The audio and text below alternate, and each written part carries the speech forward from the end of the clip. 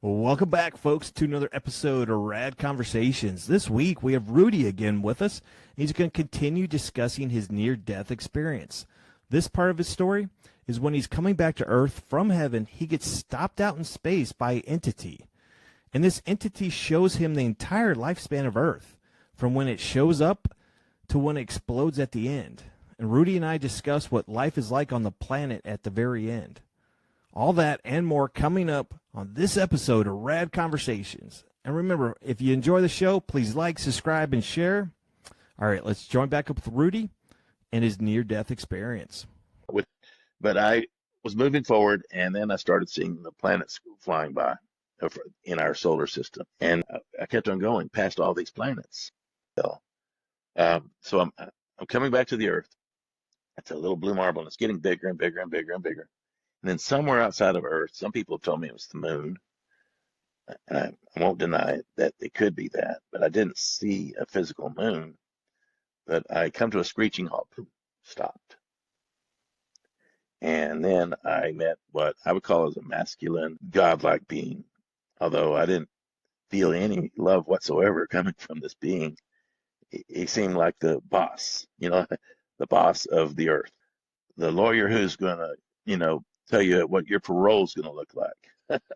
You're going to go back to Earth, and this is what you're going to do, or else, And I was shown how, by him, how all these stars were connected, and all these lines and these mathematical computations, how things are going to work. Imagine a big, gigantic Rubik's cube where every single person, plant, flower, tree, bug, everything is like its own little piece of a Rubik's cube, and they're all turning and twisting, they're all making decisions based on their own free will. So this being that I would call the God of this world, he showed me the future of the Earth and how it's perfect. It's just perfect, and that's why everybody signs up to go to this Earth. It's not because it's heaven. It's not heaven. But it's not the worst kind of hell, because nobody's going to come to the worst kind of hell. But lots of people, millions and millions, billions of people sign up to go to hell. But it's a kind of a kinder, gentler version of hell. I don't know how to explain that, but you get some good parts of your life and you get some bad. And I saw it in colors of gray. So that like there's bright spots on Earth where the people are doing something beautiful, helping others, being kind to others, and it radiates out from them like a pool of light, and it radiates out. And sometimes other people do kind things, and it works its way out to like a tsunami of kindness, compassion, mercy. It works all the way across the Earth, but it's fighting against this darkness, which is not as dark as people assume. It's not 50% black, 50% light. It's grays. It's the grays. Or most people are in the grays. I'm no saint. But I still can do good. I'm not good in the God word, but just I can be compassionate. I can be kind and merciful, loving.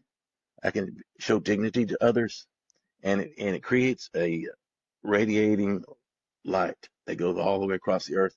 And other people that were in that stadium, if I impact them and it makes their life brighter, it goes out with me, and it creates like a wave. And not kind of like a wave, it is a wave. It goes all the way across the Earth. And if enough people radiate that light that I shared and that other people shared, and people shared with me, made me brighter. I was shown examples of the people that were loving to me, and that makes me brighter. And so if we treat each other with love, kindness, compassion, dignity, mercy, the whole world gets brighter. But I saw how the Earth went through these transitions. It would get really dim and dark, and then especially during war. War was the main number one thing that caused the world to become dim, and it would get really, really dark, and then it would brighten up, and it would brighten up, and it would brighten up, and so you would see this pool. So imagine a paint can, and you're dropping a drop of paint, and the paint radiates out and changes the color of everything around it.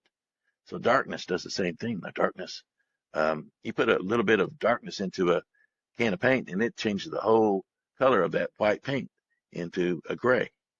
So there are bright lights, though. There are people that are being really good to each other, kind, compassionate, merciful. What was the timeline you saw Earth over a course of 1,000 years, over the course of a week, or over the course of the entire life of the planet? Roughly, what do you think the time frame was that you witnessed Earth? Well, in where I was, it was timeless. There was no time. But where I returned to, there was definitely time. It was linear. And I imagine a fixed camera. Let's just say there's a fixed camera, right? And it's just pointing down at nothingness. And then I saw a little Earth just pop up. Not little. It was okay. So I saw the Earth pop up, and the Earth's there, and it's beautiful. It's like perfect and pristine. And then I saw it get dimmer, and then I saw it get brighter and dimmer. So from the beginning, before time, there was a time when the Earth just shows up. Okay, it just pops up there, and it gets brighter and dimmer and brighter and dimmer. And then what I would do is certain points I would just go down and look, and I'd see, what was important. And war was one of the things that I saw that was really bad. It's kind of a wrong word, I think, but anyway, the dark world became darker and less loving and less kind, compassionate, merciful. And then something would happen, and some beings or some things, somehow the world changes and gets so brighter. And it was like this tug of war.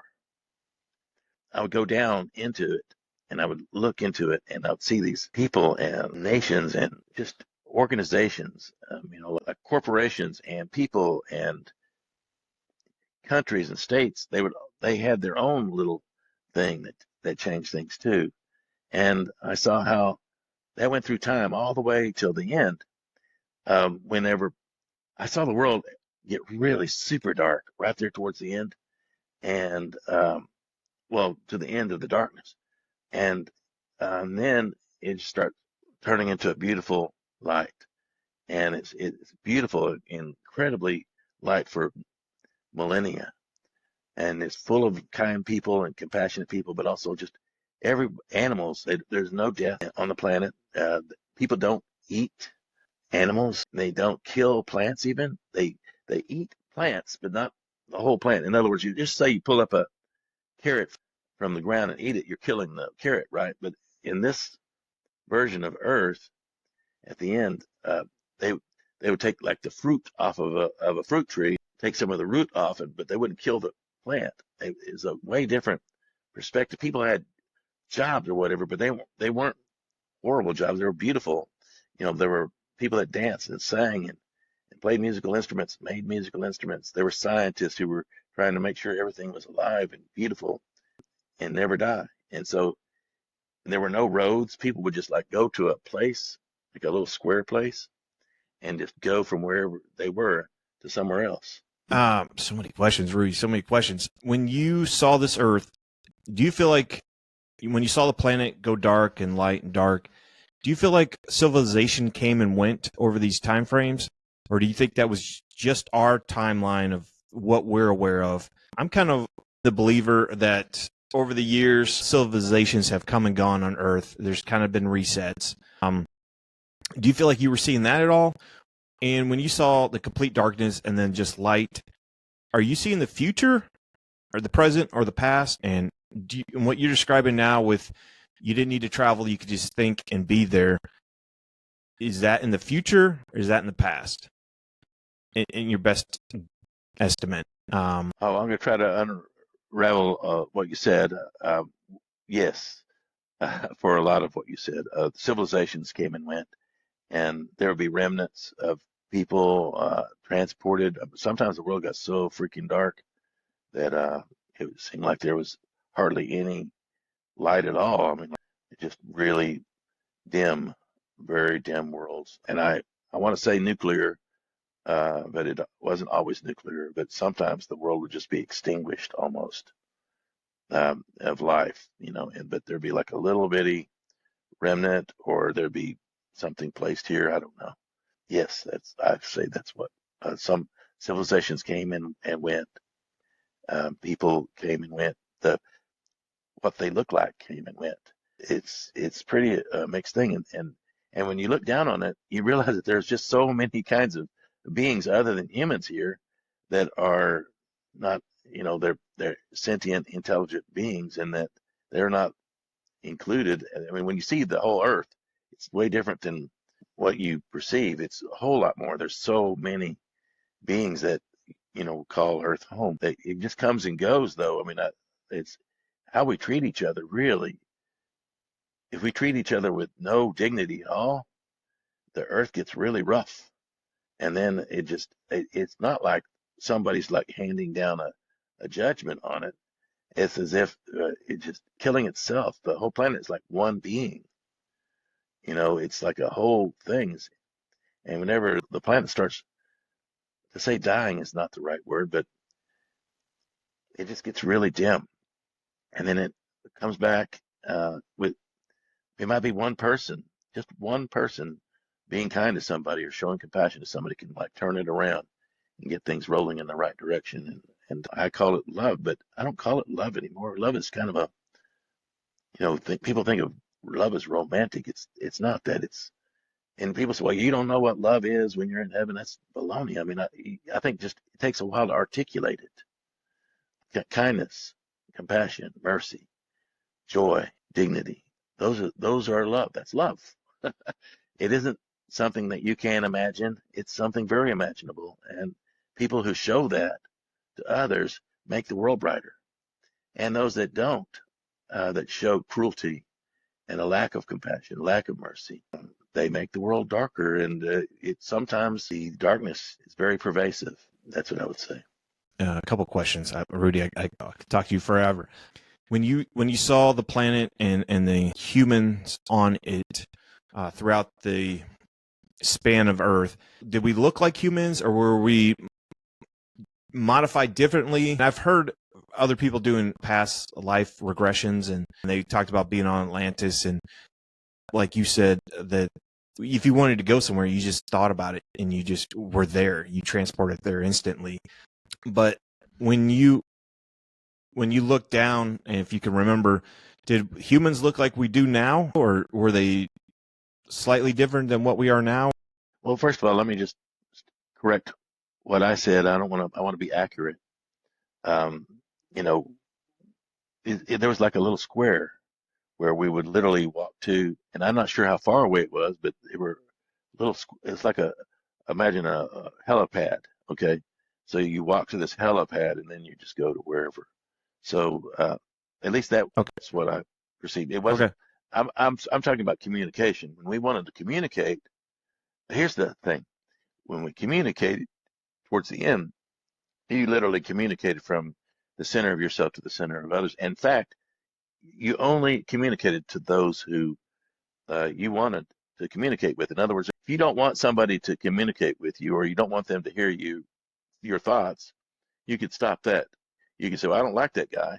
I don't want him to hear my thoughts or her to hear my thoughts. There's communication, and people will see your ugly thoughts. So there's no getting away with anything. Okay, so but you can't block it all out because somebody's going to experience it. So communication was not verbal; it was all internal. No, there was also singing, there was speaking, but I mean the music was there, everything's there, but add in that we're communicating with our voice, yes, with our hands, with musical instruments, for example. And I'm only focusing on the music because it was so beautiful. We touched things and felt things and changed things and created. People were creative.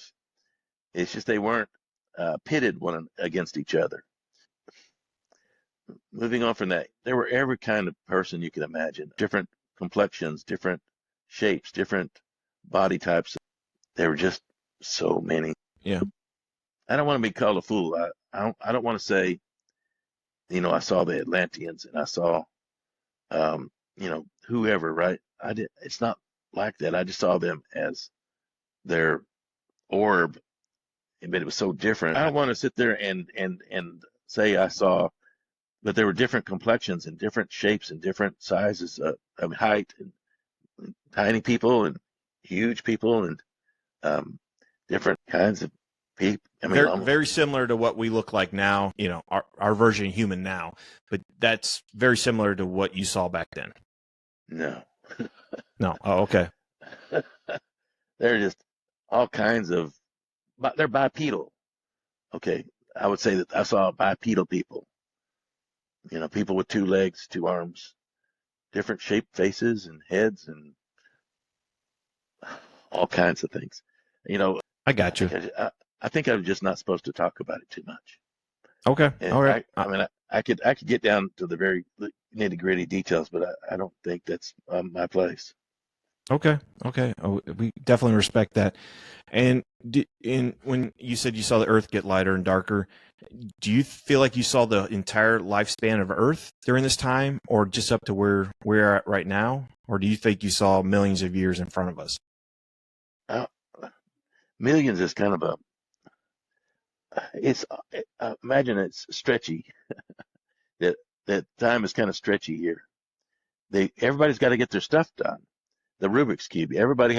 Even if you go through all this Rubik's Cube and you're all doing everything right, it's still everything has to happen that you said you were going to do, or that has to happen. There's like really important things that have to happen, and there are really unimportant things that don't matter.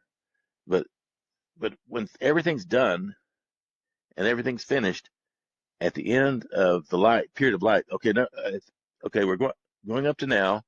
And I can sense the world is darker. I mean, I don't know very many people who would say that people are not treating each other well right now. I mean, we're pitted one against one another and pretty dim, but that's not as dim as it's going to get. It's going to get extremely dim. Lots of misery and suffering and cruelty. And then I saw how the world is going to start off really dark, and then this light is just going to wash all over it. And that people are going to be running from the light, literally running from the light, trying to hide from it. And the light's going to catch up with them. And everything that they were holding dear to with their darkness is going to get washed off of them. So we might as well, run along with it. It's going to be better if you live that long. I mean, I think most people will be gone before that happens, but from what I saw. But the world gets really bright. I mean, like crazy good for a millennia. And then after everything's done, imagine the Rubik's Cube is finally done. It's finished. There's a finishing point for the Earth. And then it explodes. And all the little balls of light are going to be scattered across out into space. And they're going places. They never die. They're just these little balls of light are getting scattered all over to wherever they go. They're going to different planets, different places, and and then there's nothing ever there again. It's like the camera that was there goes on until there's an end. There is an end time when it's done, but there's never an Earth that shows back up again where it was. But we can make this world brighter, better by the choices we make. I know that because I know that if I'm kind, that it makes the whole world brighter. And likewise, if I'm cruel, the world grows dimmer. But, I've had 40 years to go over that, my life review, my near-death experience.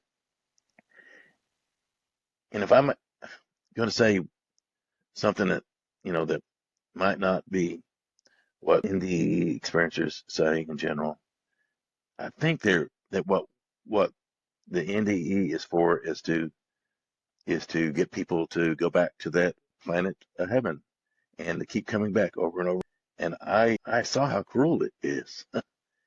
I don't want to come back to it unless things are better. And given the choice to go back, I want to just see if I can figure out way to go around it and go to somewhere where people treat each other with dignity. I don't want to keep getting beat up and and bashed and bruised and broken. And I keep thinking, well, that's going to get better, and it does. It does get better. It goes from being horrible, awful, screaming agony and pain to being okay again. But why would we do that to each other? Well, why would you want to go to somewhere like that just so you can learn? That's baloney. Why not go to a place where I learn how to be kind in a less severe environment? And what I've heard, Earth is like one of the toughest places in the universe to go. Some people say it's the second toughest place to go, and it's like a gym for your soul. The more you come down here, your soul gets a heck of a good workout. And then they say that after this life and you're back in heaven, people are like, wow, where you been? And they're like, I've been down on Earth working out and doing some heavy lifting down there. And they're like, well, it shows you. I think this is a really cruel world, and we eat each other. I mean, we eat plants. We eat. Uh, I'm not a vegetarian. I'm not able to even pretend like I can be that. I mean, when a mosquito lands on my arm, I swat it. I don't think I should have to go through another 100 lives just to not swat a fly.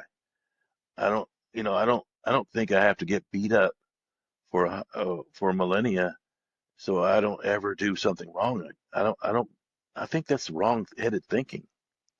I think the world that I saw, that whatever that dark being was, the one, he has a brassy face and red eyes, and he's just like a computer almost. He doesn't have any compassion or mercy on anybody. This is just like a program where we're going to go through it and we're going to get beat up. But it's not going to be horrible for most of us, but it's going to be horrible for some. I mean, real horrible. But to go to a place intentionally where horrible things are going to happen to people so that you can come and save them or you can come and help them, that's wrong-headed thinking. Why does somebody have to suffer so I can learn how to be compassionate? I think this place is mean. And I'm not coming back if I can help it. I want to go to one of those better playgrounds where people treat each other with dignity. I don't want to be the horrible person there. I mean, like, just because I didn't learn my lessons. I want to go somewhere where I belong, that isn't cruel, where people treat each other with dignity, and that I treat people with dignity. I don't want to go somewhere where I'm the monster in the room, but I don't feel like we should have to level up every time just to go to get life a little bit better. I think that's what I believe that the near-death experience community wants us to do, and I don't agree with that community. I don't agree that we should all go to the light just so we can come back and get our butts kicked again. I think that we need to really think it through before we go to the light and say, hey, I want to go to one of those better worlds, and I don't want to go to somewhere where I'm going to treat people poorly. I want to go somewhere where I belong, but I don't want to come back to this one because this place is really mean. Rudy, you used to host a radio call-in show with people with near-death experiences. I had all kinds of people. I had people that saw themselves as trees and they were experiencing life as a tree, and I had people who were Satan worshipers and they did horrible, awful things to people. I saw all kinds of people and all kinds of experiences, and not all of them were good. Some of them were horrible. But collectively, there's people. I think most people come back from. Here's how you know. Here's how you know if a person had a near-death experience, because they come back changed. They're not the same person they were before, and they don't want to live life in the dog eat dog world. They want to treat each other better. They come back, then they treat each other better. For me, I've been a teacher of the blind and deaf and people with disabilities, every kind you can imagine, and that's what I've done. And I just didn't want to be that soldier that wanted to kill everybody anymore. It's kind of like my penance. And I did have to get beat up to change my heart and change my life. But why put people in that position where they have to learn the hard way? Anyway. we really appreciate you coming on the show and sharing your experience with us. We hope to have you back in because I know you have a lot more good stories to share with us. But once again, thank you for sharing your experience with us. Thanks for watching the show today, folks. And if you enjoyed it, please like, comment, and share. And like always, stay rad.